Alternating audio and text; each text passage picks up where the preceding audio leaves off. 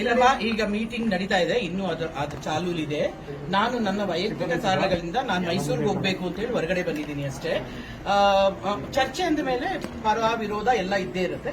ಮಾತಾಡ್ತಿದ್ದಾರೆ. ನನಗೊಂದು ಸಂತೋಷ ಅನಿಸಿದ್ದು, ಸರ್ಕಾರ ಮಹಿಳಾ ಆಯೋಗದ ಅಧ್ಯಕ್ಷೆಯನ್ನು ಇಲ್ಲಿಗೆ ಕರೆಸಿ ಮತ್ತೆ ಅವರು ಈ ಉದ್ಯಮದ ಬಗ್ಗೆ ಸಮಗ್ರವಾಗಿ ಸ್ಟಡಿ ಮಾಡ್ತೀನಿ ಅಂತಾನು ಹೇಳಿದ್ದಾರೆ.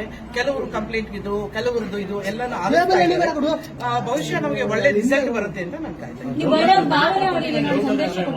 ನಾನಾ ಭಾವನೆ ಬಿಕ್ಕಳಿಸ್ತಾ ಇದ್ರಮ್ಮ. ನೀರು ಕುಡಿ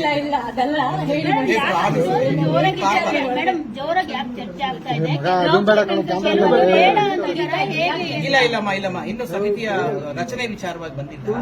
ಅವರು ಕೆಲವು ಫಂಡಮೆಂಟಲ್ ಆಗಿ ಚಿತ್ರರಂಗದ ಬಗ್ಗೆ ಹೇಗೆ ನಡೆಯುತ್ತೆ, ಕೆಲವರು ಈ ತರ ನೀರು ಕುಡಿಬೇಡ, ಏನ್ ಹೇಳಿದ್ರು ನೀರು ಕುಡಿಯಕ್ಕೆ ಬಿಡ್ತಾ ಇಲ್ಲ ಅಂತ ಹೇಳ್ತಾರೆ. ಮತ್ತೆ ಇನ್ನೊಂದು ಮಹಿಳೆಯರ ಸಮಸ್ಯೆ ಬಗ್ಗೆ ಅದನ್ನ ಕೇರ್ ಮಾಡಬೇಡಿ ಅಂತ ಹೇಳ್ತಾರೆ ಅಂತ ಅದನ್ನ ಹೇಳ್ತಿದ್ರು.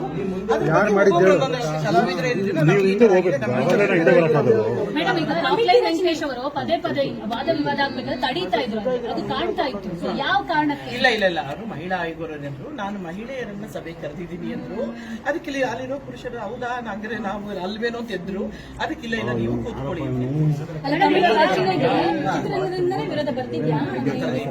ಅದರ ಕಮಿಟಿ ರಚನೆ ಬಗ್ಗೆ ಇನ್ನು ಬಂದಿಲ್ಲ, ಇನ್ನು ಸ್ಟಾರ್ಟ್ ಮಾಡಿದ್ದಾರೆ. ನಾವು ಹೇಳ್ತಿರೋದು ನನ್ನ ವೈಯಕ್ತಿಕವಾದ ಅಭಿಪ್ರಾಯ ನಾನು ಏನ್ ತಿಳಿಸಿದೆ ಅಂದ್ರೆ, ನಾವಿನ್ನು ಲೇಬರ್ ಆಕ್ಟ್ ಅಲ್ಲೇ ಇದ್ವಿ. ಕನ್ನಡ ಚಿತ್ರರಂಗ ಒಂದು ಯೂನಿಯನ್ ಆಗಿದೆ ಹೊರತು ಒಂದು ಉದ್ಯಮ ಆಗಿಲ್ಲ. ಅಂದ್ರೆ ಉದ್ಯಮ ಅಂತ ಘೋಷಣೆ ಮಾಡಿದ್ರು ಸರ್ಕಾರ, ಹೋದ ಸರ್ಕಾರ ಘೋಷಣೆ ಮಾಡಿದರೆ ಹೊರತು ಅದು ಕಾರ್ಯರೂಪಕ್ಕೆ ಬರಲಿಲ್ಲ. ಉದ್ಯಮ ಅಂತ ಯಾವಾಗ ಆಗ್ತದೆ ಸರ್ಕಾರದಿಂದ, ಅವಾಗ ಇಂತಹ ಎಲ್ಲಾ ಫೆಸಿಲಿಟೀಸ್ಗಳು, ಇಂತಹ ಏನೇನು ಸಂಘಗಳಾಗಬೇಕು ಅದನ್ನೆಲ್ಲ ನ್ಯಾಚುರಲ್ ಆಗಿ ಬರ್ತವೆ. ಅದಕ್ಕೆ ನಾನು ಆಯೋಗದ ಅಧ್ಯಕ್ಷೆಯನ್ನು ನಾನು ಕೇಳ್ಕೊಂಡಿದ್ದೇನೆ. ನಾನು ಒಬ್ಬ ರೆಸ್ಪಾನ್ಸಿಬಲ್ ವುಮೆನ್ ಆಗಿ ನಾನು ಕೂಡ ರಾಜಕೀಯದಲ್ಲಿ ಇರೋದ್ರಿಂದ ನಮ್ಮೆಲ್ಲರ ಫಸ್ಟ್ ಒಂದು ಧ್ಯೇಯ ಏನಾಗಬೇಕು ಅಂದ್ರೆ, ಈ ಉದ್ಯಮ ಅಂತ ಘೋಷಣೆಯನ್ನ ಕಾರ್ಯರೂಪಕ್ಕೆ ತರಬೇಕು ಅನ್ನೋದು, ಅದನ್ನ ಮಾತ್ರ ಹೇಳ್ತಾರೆ. ಮೇಡಮ್, ಈ ಕಮಿಟಿ ಉದ್ದೇಶ ಬಂದು ಬರೀ ಲೈಂಗಿಕ ಶೋಷಣೆ, ಸಮಾನತೆ ಹಕ್ಕು ಜೊತೆಗೆ ಅದು ಹೇಳ್ತಿದ್ರು. ಕೆಲವರು ನೀರು ಕೊಡೋದಿಲ್ಲ ಅಂತಾರೆ, ಕ್ಯಾರವನ್ ಕೊಡೋದಿಲ್ಲ ಅಂತಾರೆ. ವಿರೋಧ ಯಾರು ವ್ಯಕ್ತಪಡಿಸಿಲ್ಲಮ್ಮ. ಅದ್ರ ಬಗ್ಗೆ ಅಲ್ಲ, ಆ ತರದ್ದು ಇದ್ರೆ ದಯವಿಟ್ಟು ಹೇಳಿ. ಒಳಗಡೆ ನಡೆದಿರೋದನ್ನ ನೋಡಿದ್ರೆ ನಟಿಯರ ಧ್ವನಿಯನ್ನ ಇಲ್ಲಮ್ಮ, ಆ ತರದ್ದು ಖಂಡಿತವಾಗ್ಲೂ ಆಗ್ತಾ ಇರಲಿಲ್ಲ.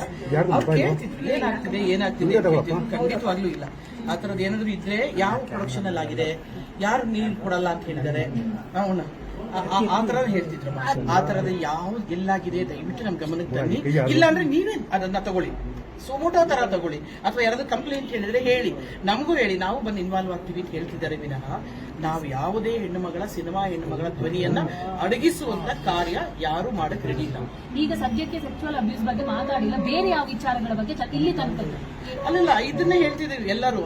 It is in the labour act still. So ನಾವು ಲೇಬರ್ ಆಕ್ಟ್ ಇದ್ದಾಗ ಕೆಲವು ಒಂದು ಸಾಲಿಡ್ ಆಕ್ಟ್ ಗಳನ್ನ ಇಲ್ಲಿ ತರೋದಕ್ಕೆ ಸ್ವಲ್ಪ ಕಷ್ಟ ಆಗುತ್ತೆ. ಸೊ ಯೂನಿಯನ್ ಅಲ್ಲೇ ಇದೀವಿ, ಇನ್ನು ಯೂನಿಯನ್ ಅಂತಾನೆ ಕರೀತಿದ್ದಾರೆ. ಸಿನಿಮಾ ಈಸ್ ಯೂನಿಯನ್, ಚಿತ್ರರಂಗ ಅಂತ ಕರೀತಿದ್ದಾರೆ. ಚಿತ್ರೋದ್ಯಮ ಅಂತ ಘೋಷಣೆ ಮಾಡಿದ್ರು ಕೂಡ ಇದು ಉದ್ಯಮ ಆಗಲಿಲ್ಲ.